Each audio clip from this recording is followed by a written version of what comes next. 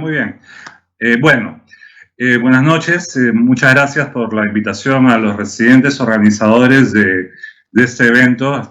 Estoy seguro que ha sido todo un reto tecnológico. Y bueno, creo que es muy importante que los residentes estén informados y actualizados en el campo de la neuromodulación, es como lo llamamos ahora.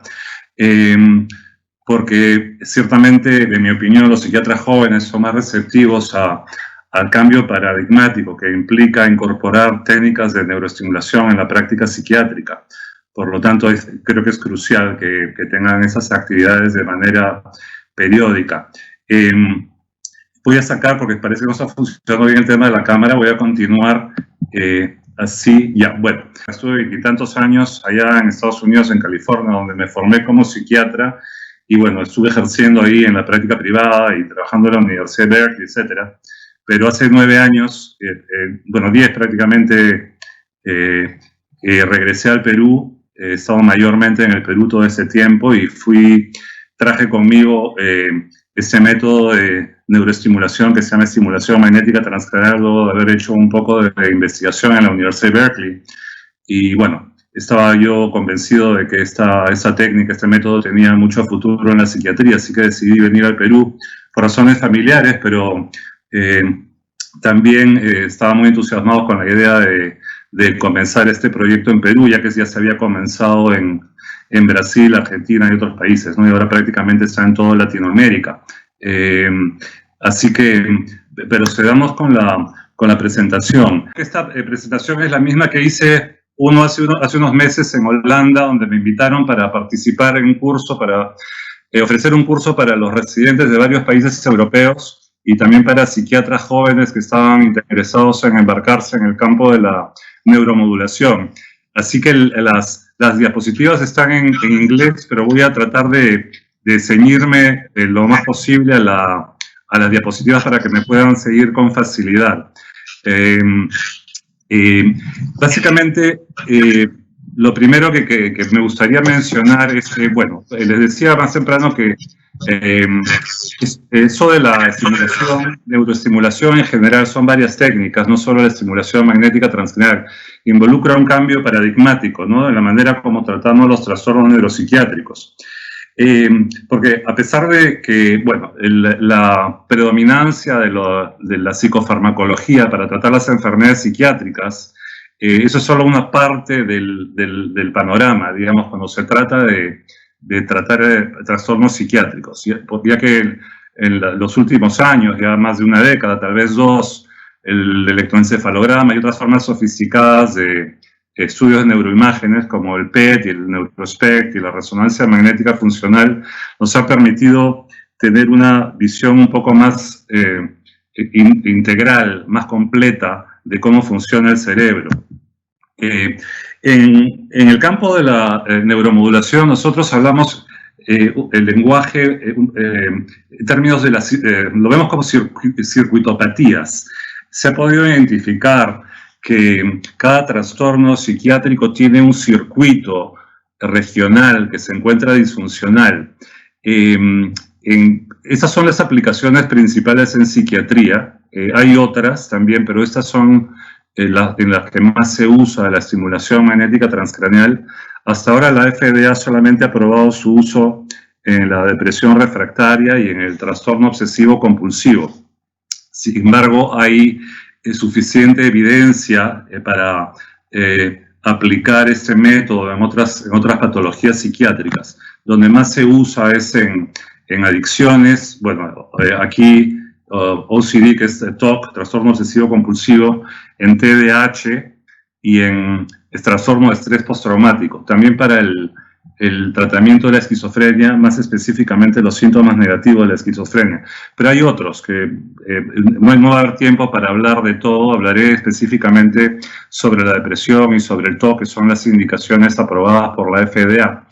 Pero, y bueno, también la FDA lo aprobó para el tratamiento de las migrañas. Y también se usa en neurología, por ejemplo, para el mal de Parkinson, para el tratamiento, digamos, el proceso de rehabilitación de los pacientes que tienen secuelas de accidentes cerebrovasculares, para el tratamiento del dolor, etc.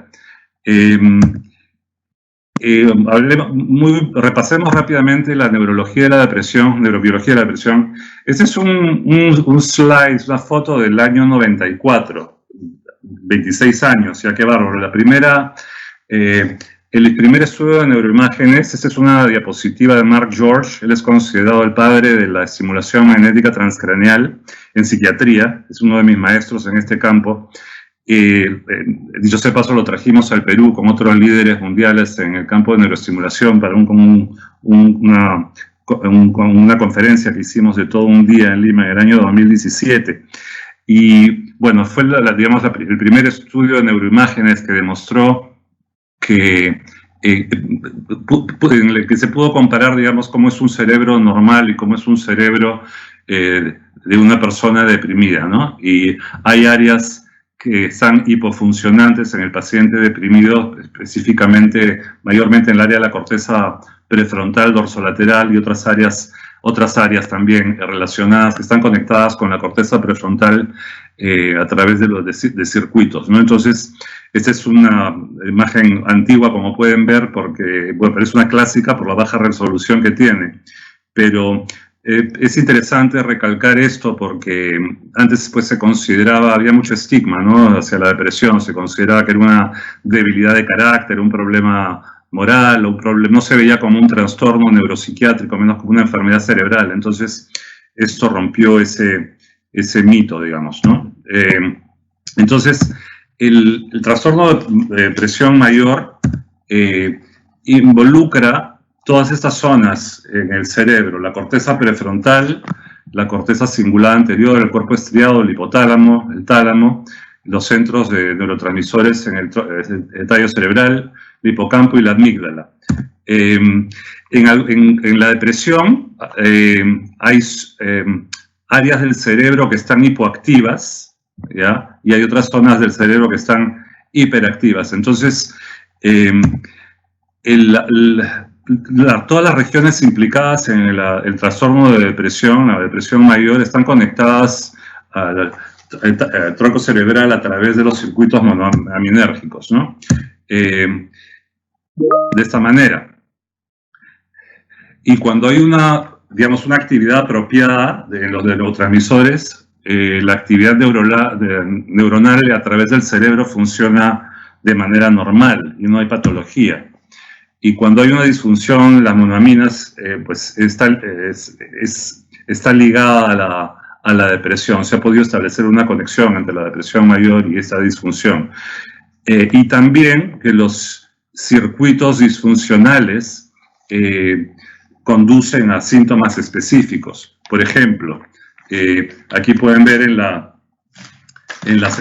corteza prefrontal dorsolateral, que está ligada a problemas de concentración, anedonia, fatiga psicomotora de tipo mental, sentimientos de culpa, ideación suicida, problemas de autoestima y de ideas de inutilidad y del ánimo deprimido, ¿no? Y bueno,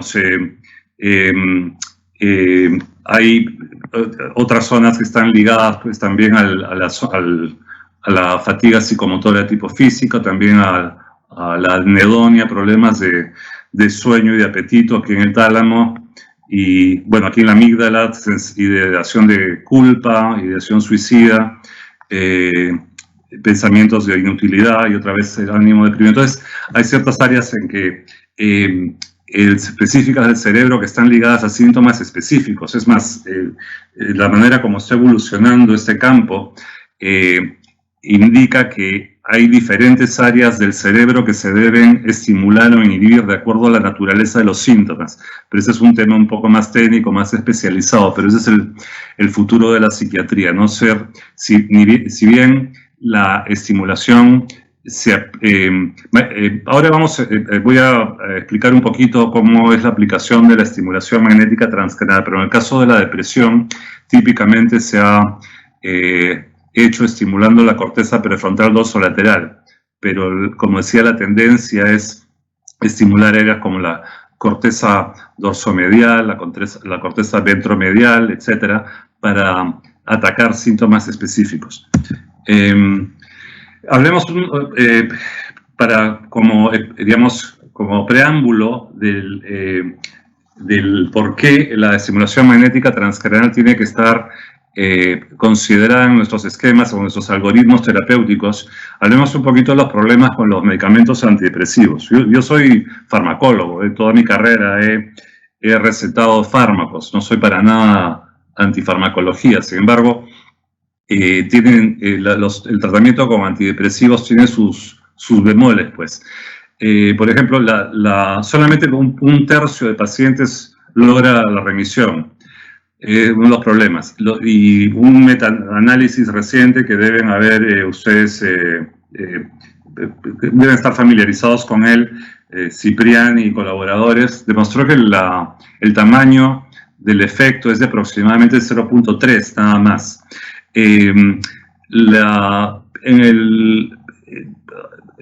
desafortunadamente muchos pacientes no solo no responden a los medicamentos, sino tampoco no toleran los efectos secundarios asociados a estos medicamentos, ¿no? Así que lo que usualmente hacemos, pues, es una combinación de medicamentos y esperemos que en el futuro las pruebas farmacogenómicas mejoren los resultados, ¿no? Que todavía no se consideran mainstream, digamos, que no se hacen de una manera masiva, pero esperemos que se pueda hacer un tratamiento antidepresivo más preciso. Ustedes están, estoy seguro, la mayoría familiarizados con el algoritmo de STAR-D y básicamente en qué consiste, ¿no? Y bueno, luego este estudio, básicamente esos son los niveles, ¿no? Que luego del tratamiento inicial con citalopram, bueno, lo que se hacía era hacer un cambio a otra familia de un antidepresivo o potenciar con el bupropión o Wellbutrin, agregar terapia cognitiva, etcétera, luego cambiar a otra familia tipo mirtazapina, nortriptilina, potenciar con litio o hormona tiroidea, etcétera. Finalmente utilizar inhibidores de la monoamina oxidasa o mirtazapina combinada con venlafaxina. Bueno, si nada de eso funcionaba, lo que nos queda históricamente es usar la terapia electroconvulsiva, ¿no? Pero ahora es donde viene, pues, el cambio, digamos, paradigmático, ¿no? Porque existe la estimulación magnética transcranial. Pero hablemos un poquito más de los problemas con el tratamiento antidepresivo.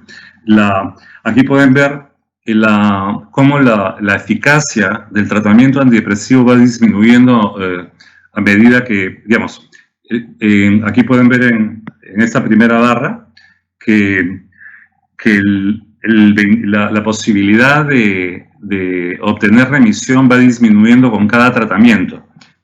Cuando el paciente es naive, digamos, es su primera experiencia con un tratamiento antidepresivo, solamente el 27.5% logra la remisión. Cuando es el segundo intento con un antidepresivo, estamos hablando del 21%, y así va bajando el 16%. Y luego el paciente ha tenido 3 tratamientos fallidos, solo el 7% prácticamente logra la remisión. Así que, bueno, ese es el estudio de Trivedi en el 2006, Trivedi con Murash y Mauricio Fava. Y lo otro es la descontinuación del tratamiento debido a efectos secundarios. Con el primer episodio, digamos, con el primer tratamiento farmacológico que el paciente recibe, se puede ver que casi un 9% descontinúa el tratamiento debido a efectos secundarios. Luego el 23% con el segundo, con el tercer tratamiento es más de un tercio, y con el cuarto es más del 40% que descontinúan el tratamiento. ¿Y debido a qué? Debido a los efectos sistémicos, ¿no? De los efectos secundarios sistémicos que ustedes conocen muy bien: ganancia de peso, estreñimiento, diarrea, náusea, mareos, insomnio, disminución del funcionamiento del libido, el deseo sexual, etcétera, etcétera. Y aquí una diapositiva bueno, básicamente para reforzar lo mismo, que los antidepresivos químicos los antidepresivos químicos, efectivamente, porque la neuroestimulación magnética transcranial se considera un antidepresivo electromagnético. Tiene sus efectos secundarios centrales, tipo agitación, que está ligada al cuerpo estriado, insomnio, que está ligada al tálamo, y ganancia de peso, que está ligada al hipocampo. Y bueno, todos estos síntomas sistémicos de depresión, efectos secundarios sistémicos relacionados a los antidepresivos. Disculpen, estoy hablando un poquito acelerado, estoy tratando para tratar de respetar el tiempo asignado y tener tiempo para las preguntas y que el siguiente expositor comience a tiempo. Ya es viernes en la noche. Y bueno, estas son las ventajas de la estimulación magnética transcranial sobre los demás tratamientos. A diferencia de los medicamentos, la estimulación magnética transcranial no causa efectos secundarios sistémicos. A diferencia de los medicamentos en los que uno está predispuesto a la falta de adherencia del paciente al tratamiento, la estimulación magnética transcranial es un procedimiento observado, o sea que se hace frente al médico, psiquiatra, entonces o a su asistente. Entonces es un tratamiento supervisado, por lo cual no hay problemas de falta de adherencia al tratamiento. A diferencia de la terapia electroconvulsiva, es un procedimiento que se hace en el consultorio, que no requiere sedación, ni anestesia, ni hospitalización, ni tampoco un tiempo de recuperación. El paciente viene de su trabajo, viene del colegio, de donde venga, y puede regresarse inmediatamente a sus actividades usuales, ya sea manejando, tomando el transporte público, lo que sea. No tiene ningún efecto negativo cognitivo. Al contrario, mejora el funcionamiento cognitivo, por eso se usa para el deterioro cognitivo leve. Inclusive se han hecho estudios en que pacientes normales que no tienen una sintomatología psiquiátrica mejora el funcionamiento cognitivo de manera temporal. Pero bueno, ese no es el foco de la presentación en estos momentos. A diferencia de la estimulación del nervio vago, no es invasiva y bueno, ha sido demostrado que es efectivo para la depresión resistente y refractaria, ¿no? Siguiente lámina, un poquito de historia. Rapidito, es Michael Faraday, es el que descubrió el principio de la ley de Faraday, la conocida ley de Faraday, de la inducción electromagnética. El tipo era súper inteligente, autodidacta, no terminó la secundaria, pero se asoció con un matemático, Maxwell, que lo ayudó con las ecuaciones para investigar bien el tema de los campos magnéticos, ¿no? Y bueno, él demostró que un campo magnético produce cambios en la corriente de un conductor, de un órgano conductor que está colocado en un plano perpendicular. En otras palabras, en este caso el cerebro. El campo magnético de alta intensidad lo que produce es cambios en la electricidad del cerebro, cambios eléctricos que producen a su vez cambios químicos, por lo cual lo llamamos cambios electroquímicos. Y esos cambios electroquímicos en el cerebro que producen una reducción de los síntomas. Este campo está evolucionando muy rápidamente. En el 85, Barker, en la Universidad de Sheffield, en Inglaterra, sí, hace un rato dije que Mark George era considerado el padre de la estimulación magnética transcranial. Bueno, Anthony Barker podría ser considerado el abuelo. Él fue el primero que comenzó a investigar. Bueno, primero comenzó con estimulación de los nervios periféricos, pero fue el primero que se atrevió a aplicar la estimulación magnética de manera transcraneal en la corteza motora para estudiar la corteza, la neurona motora. En los 90 se comenzó a investigar un poco más la corteza motora, la excitabilidad y la neuroplasticidad, ¿no? Y la electrofisiología se convirtió en un método para la localización de las diferentes funciones cerebrales. Por eso conocemos ahora tanto sobre los circuitos cerebrales, ¿no? Y se comenzaron a desarrollar equipos que permitían estimular el cerebro con diversas frecuencias, de 1 Hz hasta 50 Hz. bueno, en el 2008 la FDA aprobó el primer aparato en Estados Unidos, la FDA para utilizar la estimulación magnética transcranial en el público en general, luego de de unos estudios que demostraron, ahorita vamos a hablar un instante de eso. En el 2013 se aprobó para el uso de migraña, es un aparato modificado, portable. Entre 2013 y 2018, 6 aparatos más, la FDA aprobó 6 aparatos más, cuyo principio es similar, pero de diferentes marcas, para la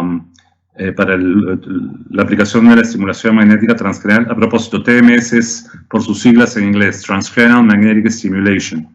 Y bueno, en Europa también se adoptó. En el 2018 se aprobó otro protocolo que se llama Theta Burst. Básicamente el Theta Burst es una manera de estimulación, es una frecuencia que es similar a la de las ondas eléctricas del hipocampo. Entonces lo que hace es, digamos, sincronizar las ondas eléctricas del hipocampo, ¿no? Ya que hay una disfunción, una disritmia, entonces es una manera un poco modificada que ya utilizamos nosotros aquí en el Instituto en Lima para producir una respuesta terapéutica, ¿no? Que es un poco como hablar el lenguaje del cerebro, digamos, la manera como se estimula. Aquí están las marcas, estos son todos los equipos que han sido aprobados por la FDA hasta el 2018. Hay uno más que se aprobó, me parece que es... hay dos en realidad, uno de Italia y uno de Corea del Sur, que no están incluidos aquí. El que nosotros tenemos y con el que venimos trabajando ya hace varios años, desde que regresamos al Perú, es este. Aquí lo van a ver en otra diapositiva, este de aquí. Pero hace unos meses compramos este de aquí, que es el último modelo, es el aparato de estimulación magnética transcranial más avanzado que existe en el mundo, lo más reciente, con la tecnología más de punta, y con un neuronavegador que ayuda a identificar lo que se logra con la neuronavegación es una simulación tridimensional del cerebro que nos permite ubicar de manera más precisa la bobina, esta es la bobina, en el punto que queremos estimular o inhibir. El mecanismo de acción de la estimulación magnética transcranial es básicamente esto. Sabemos que, como mencioné hace un instante, las neuronas son células electroquímicas que responden a estimulación eléctrica o química, eléctrica a través de la estimulación magnética o química a través de los fármacos. Y bueno, los campos magnéticos inducen una corriente en la corteza, lo cual produce una despolarización de las neuronas, produciendo un potencial de acción, lo cual conduce a una liberación de los neurotransmisores en la sinapsis. Aquí un poquito más explicando lo mismo, como la despolarización de las neuronas en la corteza prefrontal dorsolateral produce una liberación de neurotransmisores, y como la despolarización de las neuronas piramidales en la corteza prefrontal dorsolateral produce una liberación de neurotransmisores en zonas subcorticales. Y a su vez esa activación de zonas subcorticales tiene un efecto secundario de producir, de activar otros circuitos regionales, a manera de un loop, ¿no? Entonces hay un loop antidepresivo. Aquí es una lámina, un estudio de neuroimagen, un PET scan, que muestra cómo estimulando la corteza prefrontal dorsolateral se estimula, por ejemplo, en este caso, la corteza cingulada anterior. O sea, en otras palabras, la propagación del efecto a través de los circuitos regionales es intensa y llega hasta estructurar el sistema límbico. Y esos efectos están asociados a una mejoría en los síntomas. La misma lámina de Quito, del 2008, un investigador japonés, que muestra cómo la activación del circuito cerebral frontocingulado se puede lograr a través de la estimulación de la corteza prefrontal dorsolateral en casos de pacientes con depresión. Aquí una lámina que muestra cómo se logra estimular la neuroplasticidad en cerebros de ratas. Otra teoría de la estimulación magnética transcranial, bueno, es una teoría complementaria, ¿no? que consiste básicamente en que se ha podido, como mencionaba hace un rato, a través de estudios electroencefalográficos y de neuroimágenes, determinar que hay un problema de conectividad en el cerebro, en el caso de la depresión, una disritmia córtico-talámica, ¿ya? Que tiene que ver con, que está modulada por las oscilaciones rítmicas en la actividad del cerebro, en la actividad eléctrica del cerebro. Un estudio reciente de Maneste y Son y de Leuchter, que es uno de los pioneros también en este campo, confirmó esa teoría. Entonces, lo que se hace con la estimulación magnética transcranial y más precisamente con la theta burst, con la frecuencia de la que hablé más temprano, es como un reseteo para restablecer los ritmos cerebrales intrínsecos del cerebro, por lo tanto, restaurando una función normal del cerebro. Aquí hablemos de los efectos biológicos y conductuales de la estimulación magnética transcranial, luego de una aplicación repetida de la estimulación magnética transcranial. Se considera que la manera de 20 a 30 sesiones es lo usual, dependiendo del protocolo, los parámetros de estimulación que se usen. Y luego de estas 20 a 30 sesiones, bueno, cuyo resultado depende mucho de los parámetros que se hayan utilizado, pero básicamente lo que se logra es cambios en el flujo sanguíneo, como vimos en láminas anteriores, cómo se activa, zonas que están hipoactivas se ven más rojas, con mayor flujo sanguíneo, más activas. O sea, debido al aumento del metabolismo en el área de estimulación y las áreas que están conectadas a través de los circuitos. Se produce una alteración en las concentraciones monoamínicas y hay una modulación de los receptores beta y los receptores serotoninérgicos. También efectos locales de tipo GABA y glutamato, efectos sobre el eje hipotálamo pituitario adrenal y sobre las hormonas tiroideas. Hay una evidencia de neurogénesis, como mencioné en la lámina anterior, a través de los Brain-Derived Neurotropic Factors. Se estimula neuroplasticidad a través de mecanismos de depresión de largo plazo y potenciación de largo plazo. Hay aumento en la densidad del volumen de la sustancia gris y el volumen hipocampo. Y bueno, cambios en la conectividad y la actividad en los circuitos neuronales, ¿no? Como demostramos hace un rato, por ejemplo, el circuito corteza prefrontal dorsolateral y cingulada anterior. ¿Cuáles son los pacientes adecuados para la estimulación magnética transcranial? A ver, la FDA aprobó este método para los pacientes que no han respondido a por lo menos un tratamiento antidepresivo, obviamente recibido a una dosis adecuada y por un tiempo suficiente, ¿no? O sea, una dosis mínima efectiva y por la duración mínima recomendada. Para el TOC, para los pacientes que no han respondido a otra modalidad de tratamiento en general, y para migrañas intratables, ¿no? Así que básicamente eso, cuando un paciente ha tenido varias experiencias farmacológicas sin los resultados adecuados y todavía están los pacientes sintomáticos y están recibiendo combinaciones, digamos, regímenes terapéuticos complejos o experimentan efectos secundarios significativos de los medicamentos, esos son los pacientes que deben ser escogidos para estimulación magnética transcranial. Aunque hay pacientes que vienen a mi consulta también y dicen, bueno, todavía no quiero saber nada de los fármacos, no me PP, por favor, quiero recibir la estimulación magnética transcranial, he investigado y le tengo fe. Entonces, la experiencia que tenemos es que, obviamente, mientras menos refractario el paciente, mejor va a ser la respuesta, ¿no? Pero en Estados Unidos, porque bueno, el costo es mucho mayor, bueno, por varias razones, por ahí voy a tocar un poco de eso al final.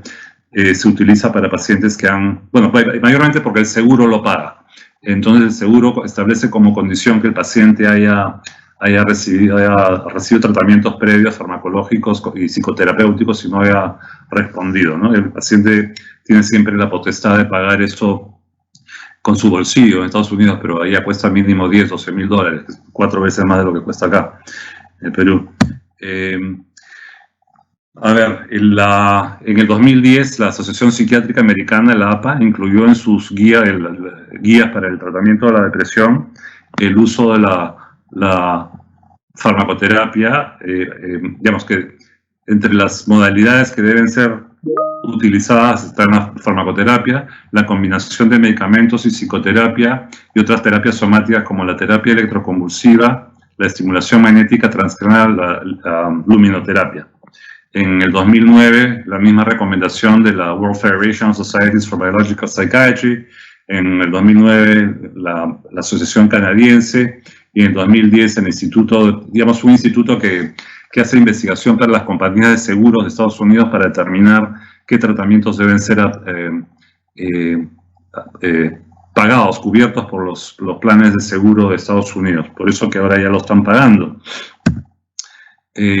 Las contraindicaciones de la estimulación magnética transcranial. La única contraindicación absoluta en realidad es tener metales dentro del cerebro o a 30 centímetros de la bobina. Hay gente que tiene restos de balas, fragmentos de balas, mejor dicho, u otro material ferromagnético, entonces esos pacientes está contraindicado.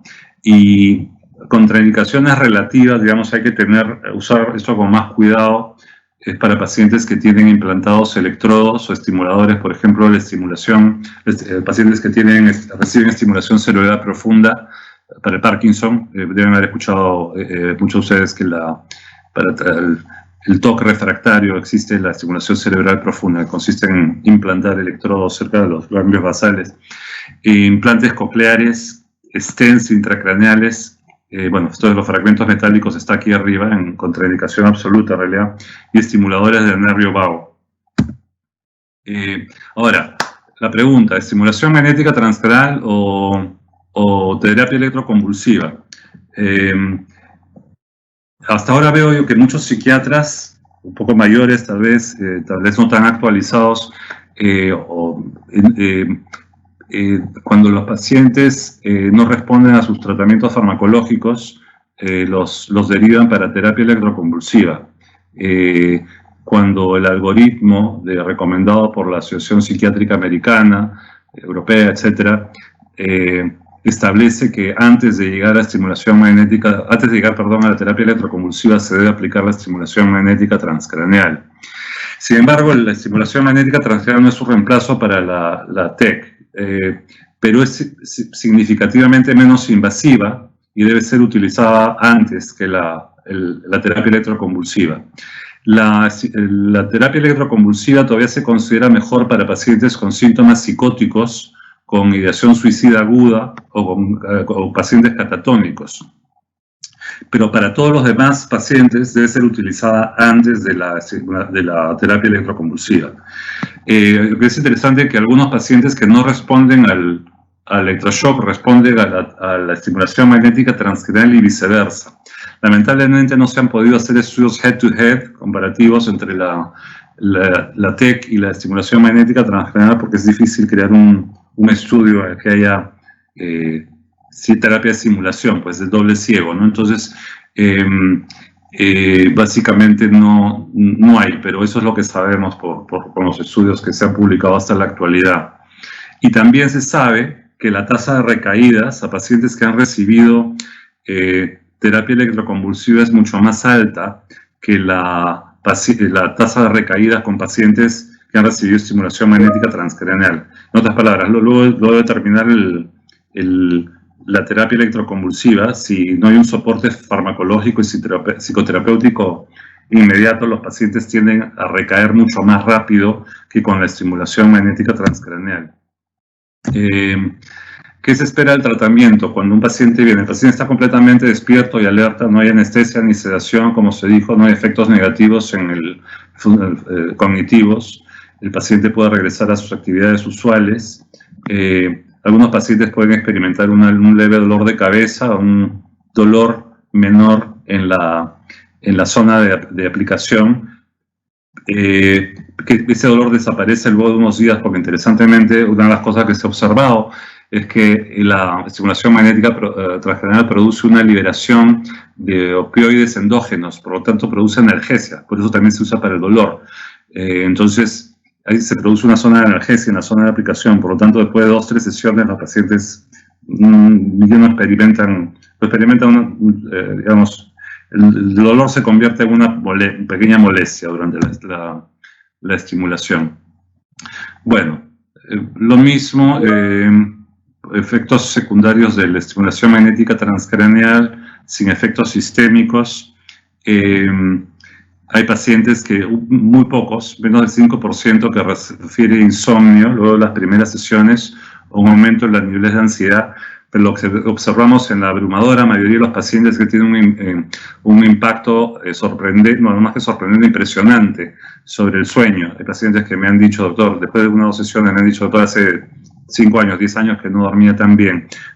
Tiene un efecto muy poderoso sobre el insomnio. La manía, hay gente que me ha preguntado, doctor, ¿pero qué pasa? ¿Se puede gatillar, se puede desencadenar un episodio de manía? Y se ha visto que la probabilidad de desencadenar un episodio de manía es 0.84% versus 0.73% con pacientes que recibieron terapia de simulación, es como se llama el placebo en este campo, ¿no? Que se aplica, digamos, se pone al paciente se simula que se le está dando tratamiento con estimulación magnética transcraneal, pero no está recibiendo campos magnéticos, sino solamente el sonido que hace la máquina. Esta diferencia no fue estadísticamente significativa. Bueno, en pacientes unipolares el switch fue de 0.34% y en pacientes bipolares 3%. De más de 700 pacientes que hemos tratado hasta el momento, habré visto 2 casos de pacientes que tuvieron un switch a un episodio de hipomanía y otro episodio de manía, pero que no requirió una hospitalización, que se pudo controlar fácilmente con estabilizadores de estado de ánimo. En las convulsiones se reportaron varios casos de convulsiones previos a la publicación de en 1998 se publicó la guía para el uso seguro de la estimulación magnética transcraneal. Entonces todos tenemos en el mundo que ceñirnos a ciertos parámetros, y desde que hacemos eso, la tasa de convulsiones se puede contar, no se han reportado muchos casos a nivel mundial. Se considera que se puede producir una convulsión por 60.000 sesiones. Menos de una por 60.000 sesiones. El riesgo es comparable al riesgo asociado al uso de antidepresivos o de olanzapina, por ejemplo, que tiene una probabilidad más alta de producir una convulsión que la estimulación magnética transcraneal. Y los casos en que ha habido convulsiones se han dado durante la sesión, han sido autolimitantes, no tuvieron secuela y no hubo progreso a un trastorno compulsivo. El trastorno epiléptico por el convulsivo, o sea, epilepsia. Creo que se me está acabando el tiempo, porque quiero dejar unos minutos para preguntas y respuestas antes de que comience el doctor Vega, creo que me sigue. Sí, acá se habla de los estudios que conducieron a la aprobación de la FDA, los estudios multicéntricos internacionales, luego un estudio sponsoreado, como se dice, funded, digamos que el NIH auspició. Otro estudio europeo, post-market, ya cuando la FDA había aprobado el uso, todos estudios grandes, con muestras de más de 100 pacientes. Hay más de 30, bueno, eso era cuando preparé más de 50 estudios clínicos en adultos, numerosos metaanálisis. Los efectos en los estudios más recientes han mostrado mejores tasas de remisión y respuesta porque ahora se están optimizando los parámetros de estimulación. Hay varios parámetros, como la amplitud, la frecuencia, la potencia, el campo magnético, el número de pulsos, etcétera, que se han ido modificando a medida que pasa el tiempo con mejores resultados. Es un campo muy excitante, muy interesante, porque la ciencia es muy dinámica y está evolucionando constantemente, y cada vez son mejores los resultados. Bueno, y el tamaño del efecto es de 0.55, basado en los metaanálisis que se han hecho, versus 0.3 con los antidepresivos. Voy a saltearme esto un poquito. Esto es un estudio, bueno, es importante en realidad, un estudio que se hizo en 42 centros con 307 pacientes para ver los efectos luego de un año. Pacientes sumamente refractarios con una morbidad muy alta, muchos de ellos habían tenido hospitalizaciones o habían recibido terapia electroconvulsiva con anterioridad, a ver si puedo checar esto, ya, promedio de tratamientos fallidos con fármacos durante el episodio actual, 2.5, y bueno, recibieron un promedio de 28 sesiones de neuroestimulación, o sea, eran pacientes severamente deprimidos. Y esta es la respuesta, luego esta es la CGI, el Clinical Global Impression, y aquí es el PHQ. Este es autoadministrado por el paciente, este es administrado por el médico, el subsistente, y bueno, se vio que el 58% de los pacientes con este estudio, publicado por Carpenter en el 2012, obtuvieron respuesta, y de estos el 37.1 remisión, y con la autovaloración del paciente, el 56, pues básicamente resultados similares. Y interesantemente, luego de un año, el 67.7 reportaban una respuesta, y de ellos el 44% una remisión, y con el PHQ-9, 60% y 37%. Los pacientes continuaron, luego de terminar la fase aguda de tratamiento con estimulación magnética transcranial, los que estaban tomando fármacos continuaron con sus fármacos, y los que no estaban tomando ningún fármaco no recibieron ningún tratamiento. Y las tasas de remisión y de respuesta mejoraron, pero en algunos casos se tuvo que reintroducir, se dieron sesiones de refuerzo. El 36.2 pacientes de los pacientes, un tercio de los pacientes básicamente recibió sesiones de refuerzo, y un promedio de 16 sesiones a lo largo del año. Y estamos incluyendo un grupo que no recibió ningún otro tipo de terapia. O sea que la mayoría de estos pacientes en realidad eran los que, luego de terminar la estimulación magnética transcranial, decidieron que no querían recibir terapia farmacológica de mantenimiento. ¿Por qué los resultados en la práctica diaria son mejores a los resultados en los estudios clínicos? Bueno, porque en la práctica los pacientes en muchos casos están recibiendo fármacos también, o sea que lo que hace la estimulación magnética transcranial es tener un efecto sinergístico con los fármacos, y también reciben psicoterapia o estrategias de activación conductual. Todo eso conduce a que la respuesta del paciente sea mucho mejor. Lo que vemos, los que nos dedicamos a esto, a lo que se ve en los estudios clínicos, ¿no? En los que se trata de eliminar todas las variables posibles, se enfoca el estudio en el efecto directo de la estimulación magnética transcranial, y los pacientes normalmente en estos estudios no están recibiendo ningún tipo de fármacos.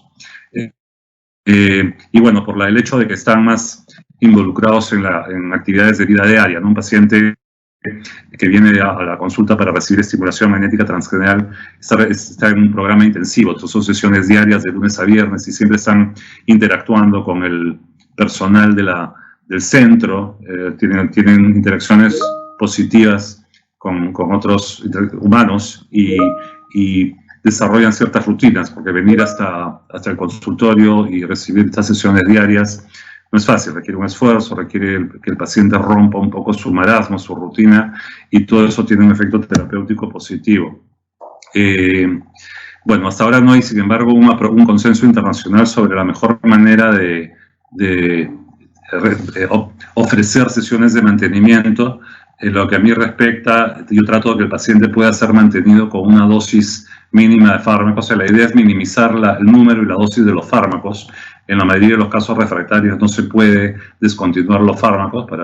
Esa es la expectativa, lamentablemente, de muchos pacientes, pero en muchos no se puede. Pero generalmente están muy agradecidos los pacientes porque se les puede, como digo, disminuir la cantidad y la dosis de los fármacos que están recibiendo. Y algunos vienen para sesiones de refuerzo, pero muy pocos. Los pacientes que no, generalmente los que no se rehúsan a tomar fármacos.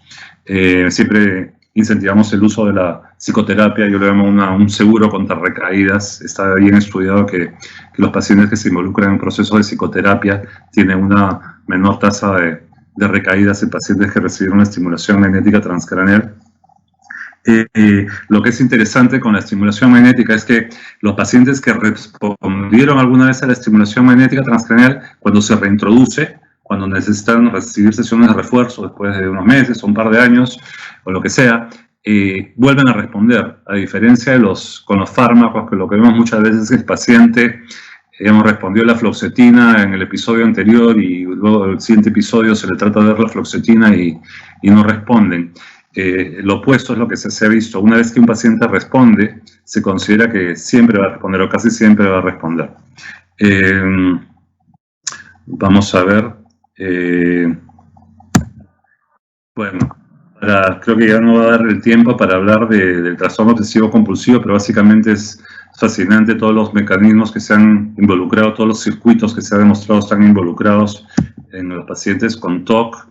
Lamentablemente las modalidades terapéuticas no son muy efectivas en la mayoría de los pacientes. Es un poco frustrante tratar pacientes con TOC en general, por eso que hasta se llega a la psicocirugía, que consiste en simulotomía anterior, capsulotomía anterior o tractotomía del subcaudado. Pero bueno, está la estimulación cerebral profunda que se está investigando, la misma que se utiliza para el Parkinson, con resultados, bueno, más o menos, algunos todavía no la ha aprobado la FDA para uso, se utiliza para uso compasivo, se le llama, porque hay la posibilidad que ayude, pero la estimulación magnética transcranial ha sido aprobada para eso. Bueno, acá estadísticas de 40 al 60% de pacientes con TOC no responden adecuadamente a los inhibidores de recaptación de la serotonina, ni a otras, se me fue sola ni a otras terapias, así que, bueno, la psicocirugía obviamente, por razones obvias, no es una terapia que se debería utilizar de manera rutinaria. Aquí está el estudio que condujo a que la FDA apruebe la utilización de la estimulación magnética transcranial para el TOC. 38.1% de los pacientes respondieron con una reducción mayor al 30% en el white box, el Yale-Brown Obsessive Compulsive Scale. Y bueno, vamos a ver. Aquí lo que decía sobre el seguro, ahora la estimulación magnética transcranial está cubierta en todos los estados de la Unión Americana para la depresión. Todavía no pagan para el TOC y la migraña. Esto para ilustrar la manera como se ha expandido el uso, lo aceptado que es la estimulación magnética transcranial. Y hay más de 1.800, si no me equivoco, centros en Estados Unidos donde se hace esto. Y para que los seguros lo paguen, los seguros son súper reacios a pagar por cubrir tratamientos nuevos o relativamente nuevos, pero ya lo están pagando. Inclusive Medicare, que es el seguro público, uno de los seguros públicos del gobierno de Estados Unidos. Esta es la última diapositiva. ¿Y dónde aprender más? Bueno, está este libro clásico para los interesados, está el libro clásico de Mark George, que publicó en el 2007, y el último libro que ha salido, que acaba de salir en 2018, bueno, 2018-2019, y bueno, también hay cursos, hay un curso itinerante que se llama Pulses, que lo está organizado por itinerante, me refiero en todos los varios países del mundo, no solo en Estados Unidos, que es desarrollado por la Clinical TMS Society, y bueno, la APA siempre tiene un curso de 8 horas las reuniones de la APA, ¿no? Bueno, la de este año se canceló, el próximo año va a ser en Los Ángeles. Esperemos que estemos bien para poder ir.